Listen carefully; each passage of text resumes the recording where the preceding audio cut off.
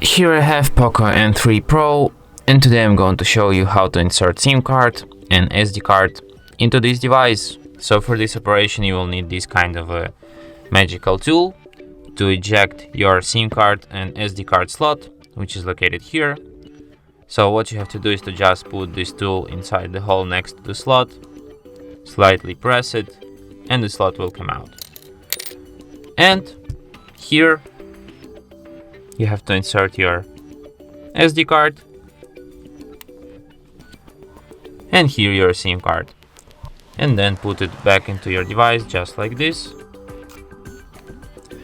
And as you can see, it immediately requires PIN code to my SIM card, which is the proof that SIM card is read.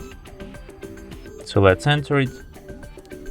And there is also a notification that SD card found, which is the proof that SD card is also read. And that's it. Thanks for watching. If you find this tutorial useful, don't forget to hit that like button and subscribe to our channel.